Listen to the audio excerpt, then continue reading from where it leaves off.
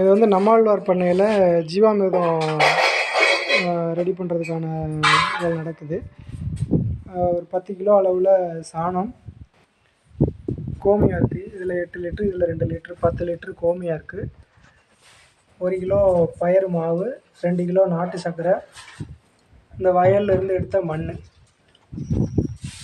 200 லிட்டருக்கு தண்ணி. இதுக்கு தேவையான மூலப்பொருட்கள் எல்லாமே ரெடி பண்ணியாச்சு. இப்போ ஒன்று ஒன்றா நம்ம வந்து ப்ராசஸ் பண்ணுவோம். ஆன் பண்ணிக்கோங்க. இப்போ வந்து அந்த சாணத்தை எடுத்து கட்டி இல்லாமல் கரைச்சிக்கிறோம். முதல்ல கோமியத்தோடய ஃபஸ்ட்டு கரைச்சிக்கிறோம் கொஞ்சம். அப்புறம் கோமியம் தீர்ந்ததுக்கப்புறம் இப்போ தண்ணி, அதில் இருக்கிற தண்ணியவே மோந்து நம்ம கரைச்சிக்கலாம்.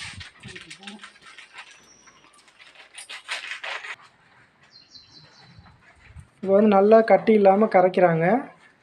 நாட்டு மாட்டு சாணமும் குளிர்ந்த கோமியத்தில் முதல்ல ஊற்றி கரைக்கிறோம். நல்லா கரைச்சிக்கிட்டு கோமியம் பத்தாததுக்கு நம்ம திரும்ப அதுக்கப்புறம் இதே தண்ணியை மோந்து ஊற்றி கரைச்சிக்கலாம். நல்லா கட்டி இல்லாமல் இப்போ முதல்ல வந்து கரைக்கிறோம். இப்போ நல்லா கரைச்சாச்சு. நல்லா கட்டி இல்லாமல் நல்லா கரைச்சிட்டாங்க. இப்போ அதை வந்து முதல்ல தண்ணியில் மிக்ஸ் பண்ணிக்கலாம். இப்போ இதெல்லாம் மெதுவாக ஊற்றுங்க. தெரிக்கும். கொஞ்சம் கொஞ்சமாக ஊற்றுங்க.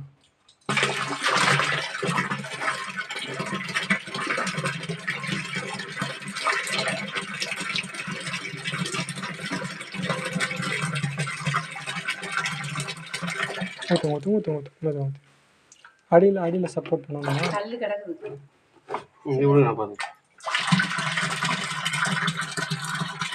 இதில் வந்து கோமியம் சாணம் 2 கலந்தாச்சு.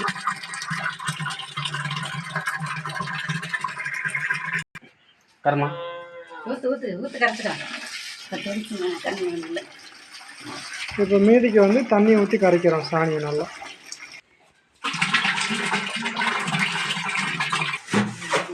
இப்போ 1 கிலோ கடலை மாவை நம்ம தனியாக கொட்டி தண்ணி ஊற்றி இதையும் கட்டி இல்லாமல் நம்ம கரைச்சி ஊற்றலாம்.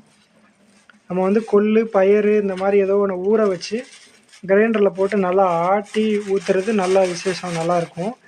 இப்போ நமக்கு இங்கே சில வசதி இல்லை அதுக்கெல்லாம். அதனால் இப்போ நம்ம என்ன பண்ணுறோம், மாவை ஊற்றுங்க. தண்ணி கொஞ்சமாக ஊற்றுங்க, ஏன்னா நிறையா வேணாம். போதும். இப்போ கட்டி இல்லாமல் கரைச்சி விடுங்கம்மா. அதை நல்லா கட்டி இல்லாமல் நல்லா அதே மாதிரி இப்போ இந்த கடலை மாவையும் கட்டி இல்லாமல் கரைச்சிக்கிறோம். கடலை மாவுக்கு பதிலாக பயிறு, பாசி பயிற்று மாவு இந்த மாதிரி ஏதாவது போடலாம். இல்லாட்டி பாசி பயிறு, கொள்ளு இந்த மாதிரி ஏதோ ஒன்று ஊற வச்சு ஆட்டலாம். இப்போ கடலை மாவை கரைச்சாச்சு கட்டி இல்லாமல். அதையும் அடுத்ததாக ஊற்றிக்குவோம்.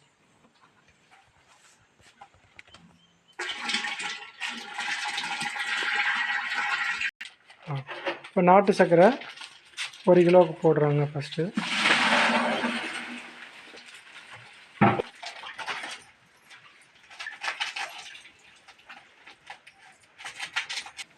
இப்போ 2வது கிலோ நாட்டு சர்க்கரை போடுறாங்க.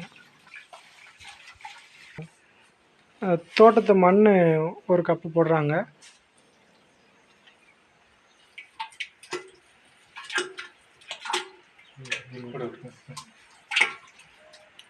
அது ரொம்ப பொலன்னு மண் இல்லை, அதனால் வயலில் இருந்த மண்ணே எடுத்து போட்டுக்கிறோம் நம்ம. இப்போ எல்லாத்தையும் கலந்தாச்சு. இந்த மாதிரி இப்போ குச்சி நல்லா வளர்த்தியான குச்சி வச்சு வலதுபுறமாக மட்டும்தான் சொல்லட்டணும். வலதுபுறமாக 1 நிமிஷம், நல்லா 1 நிமிஷத்துக்கு எல்லாத்தையும் நல்லா சொல்லட்டணும். இதை தினசரி காலையிலையும் சாயங்காலமும் 2 வேளை, காலை மாலை 2 வேளையும் இதே மாதிரி காலையில் 1 முறை, சாயங்காலம் 1 முறை சுற்றணும் 1 நிமிஷம் அளவில்.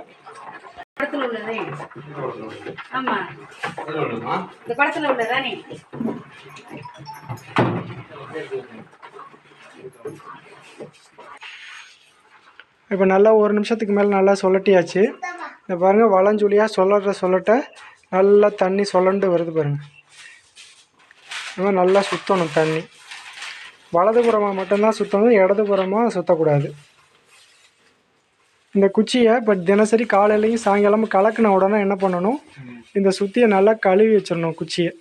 ஏன்னா இப்போ இதில் நாட்டு சர்க்கரை, மருந்து பொருள் எல்லாமே இதில் ஒட்டியிருக்கும். இதை அப்படியே ஓப்பனில் வச்சிட்டோம்னா கொசுவோ ஈயோ வந்து இதில் அப்படியே உட்காந்து அங்கங்கே முட்டை வச்சுட்டு போயிடும்.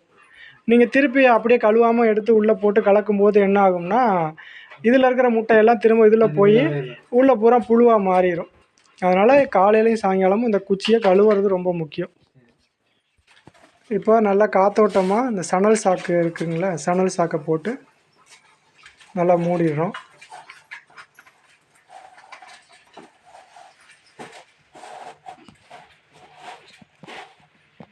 கொஞ்சம்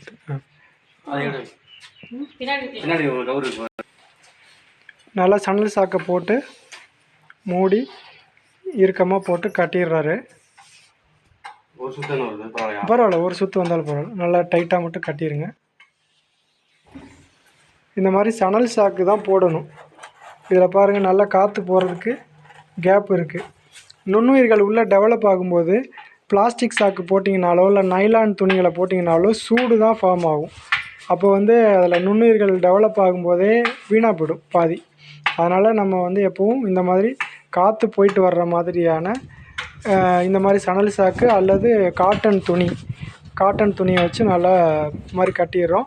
இந்த மாதிரி நல்லா நிழல்ல இருக்கணும். இது வந்து ஒரு ஷெட்டுக்கு கீழே தான் இப்போ ரெடி பண்ணியிருக்கோம். இந்த மாதிரி நிழல்ல இருக்கணும். வெயில் நேரடியாக மழை தண்ணியோ அல்லது நேரடியாக வெயிலோ படாமல் இருக்கணும். அப்போ தான் 100% மருந்து நல்லா ரெடி ஆகும். நேரடியாக வெயிலும் வரக்கூடாது, நேரடியாக மழை தண்ணியும் உள்ளே விழக்கூடாது. இதை பார்ப்போம். இப்போ அடுத்து 48 மணி நேரத்தில் இந்த மருந்தாக ரெடி ஆகும். ரெடி ஆனதுக்கு பிறகு இது எப்படி இருக்குங்கிறத தொடர்ச்சியாக நம்ம பார்ப்போம். நன்றி.